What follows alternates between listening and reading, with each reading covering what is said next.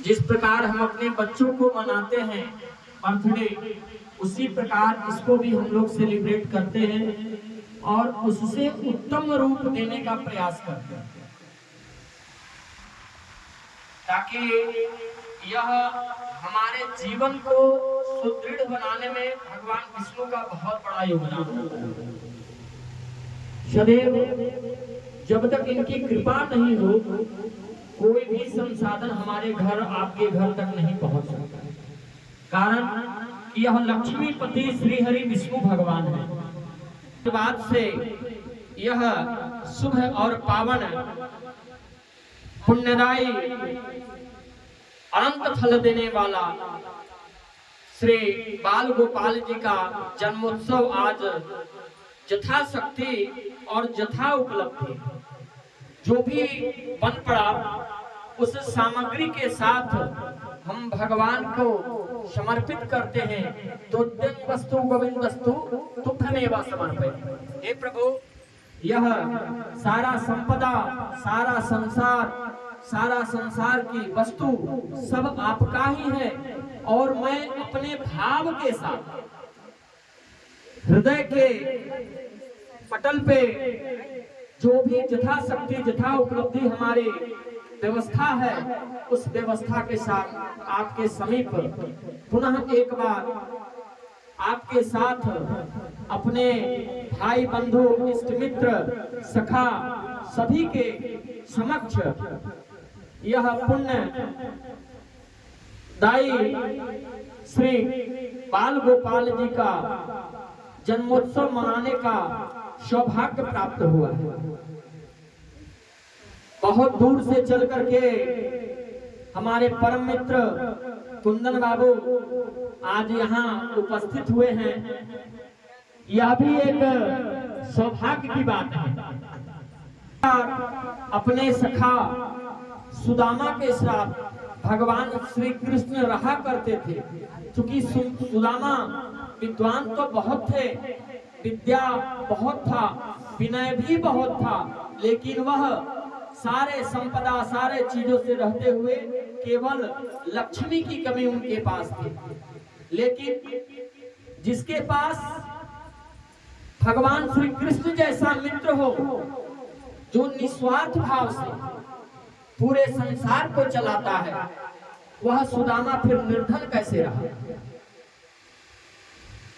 किसी न किसी कारणवश कहीं न कहीं कोई ऐसी त्रुटि हुई होगी जो चराचर समस्त जीवों पर कृपा भगवान विष्णु करते हैं और उनके मित्र निर्धन रह जाते।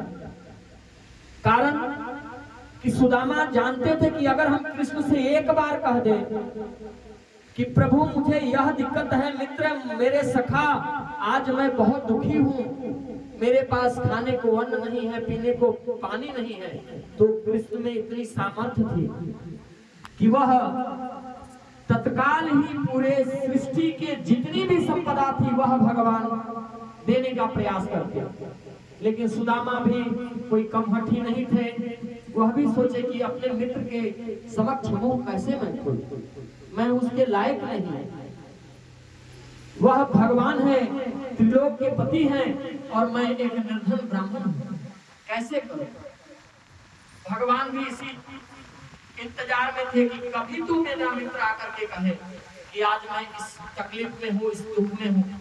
फिर भी सुदामा ने अपना मुंह नहीं खोला, और एक दिन उनकी पत्नी ने भगवान श्री कृष्ण से कहा, सुदामा से कहा कि आप भगवान के पास क्यों नहीं जाते? तब सुदामा कहे कि मेरे पास तो कृष्ण को देने के लिए कुछ है भी नहीं, क्योंकि आजकल की जो मित्रता है वह समभाव से होती है, लेकिन पहले की मित्रता ऐसी नहीं थी। आज भी कुछ ऐसे मित्र हैं जो आपके पास धन रहे ना रहे उससे उनको कोई मतलब नहीं है। जैसे कि हमारे मित्र कुंदन बाबू, हमारे पास कुछ भी नहीं है, लेकिन फिर भी यह हमारे लिए सर्वस्व समर्पित रहते हैं। उसी प्रकार भगवान सुदामा भी घर से मांग करके, गांव जवार से मांग करके और तंडुल लेकर के, चावल लेकर के ही कृष्ण के दरबार में पहुंचे, और वही 2 मुट्ठी चावल ही कृष्ण ने खाया और भगवान श्री सुदामा को अगर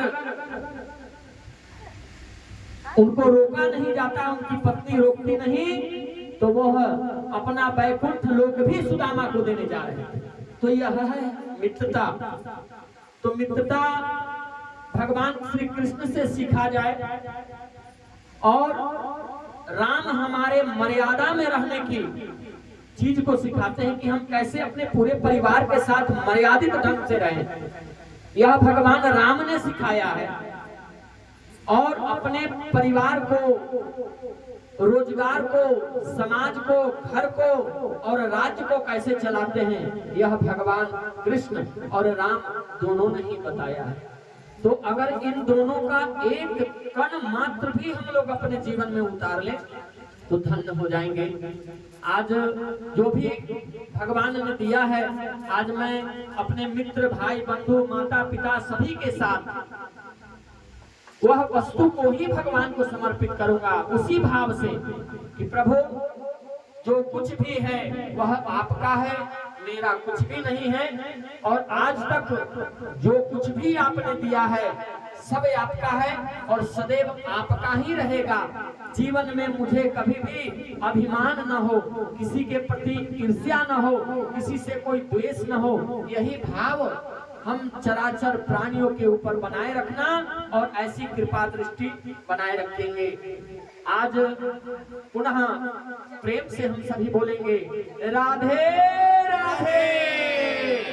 जय जय श्री राधा रमण, जय जय नवल किशोर, जय गोपी चित चोर प्रभु, जय जय माखन चोर, जय गोपी चित चोर प्रभु, जय जय माखन चोर। राधा मेरी माँ तू है, पिता मेरे घनश्याम, इन दोनों के चरणों में सभी भक्तन का प्रणाम, इन दोनों के चरणों में सभी भक्तन का जय जय सीताराम।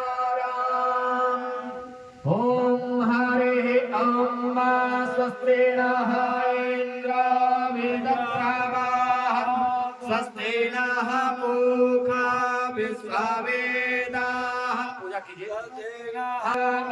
अरिष्टानेमिः स्वस्ति नो बृहस्पतिर्दधातु प्रखदस्व मरुतः, पुष्पेन्मातरः शुभं जायमानो भेदसे सुचक्मयो अग्निर्जिह्वामणवः सूरचक्षुषो विश्वेनो देवा अवसागमनिः भद्रं कर्णेभिः शृणुयाम देवाः, भद्रं पश्येमाक्षभिर्यजत्राः स्थिरैरङ्गैस्तुष्टुवाहकं स्वस्तनोर्भिर्वहितं तदायुषधमेनु शरदो अहन्ति देवाय प्राणचक्राजरसन्तनूनां पुत्रासो यत्र पितरो भवन्ति मानो मध्य ऋखतायुर्गन्ध आदितिरद्यौरजितिरन्तरिक्षमदिति माता स पिता स पुत्रः विश्वे देवाः आदितिः पञ्चगणम् आदितिः जातमदितिः जनित्वं मातृगायो त्वयमलायवचते रुद्रजाय अधो जीवशरद शतं महा। ॐ द्यौ शान्ति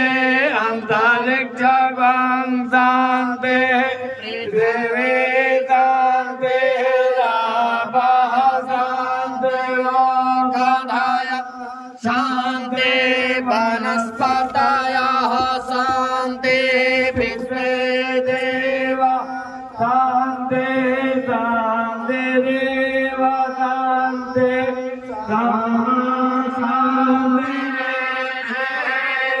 ॐ सहस्रशीर्षः परुकः सहस्राक्ष सहस्रपादः सहभूमिवं सर्वतः अप्रिपातिष्ठिता दशाङ्गुलम्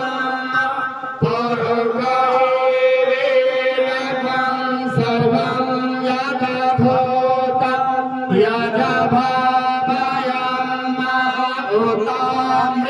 उतामृतसजेन यदन्ति नातिरोहते एतावानश्च महिमातं जायाश्च पुरुषः पादस्य विश्वभूतानि त्रिपादस्यामृतं देवे त्रिपादोर्वहुदत्तपुरुषः पादस्नेह भवत्पुनः ततो विख्वङ्गव्याक्रम न सनासने अभित्ततो विराट जायते विराजो अभिपुरुषः सजातः अच्चरिता तस्याम्भामिमधपुरः तस्मात् जगात् सर्वभूतं ह्रीः च समाणि जगिरे छन्दाग्वंसे जगिरे तस्मात् अजावयं मातं यज्ञं वहसितं पक्ष पुरुषं जातमग्रतं तेन देवा अजयन्त साध्यं ऋचयस्तं यदघोग्रधिदाव्यकल्पयन् मुखं किमस्यात् किं बाहो किमरूपादा उच्यते ब्राह्मणस्य मुखम् सिद्धबाहुराजन्यकृत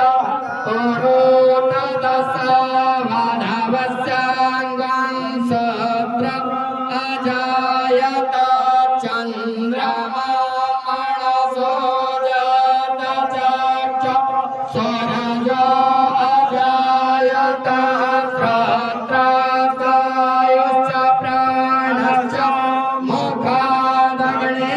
मुखादग्निरजायत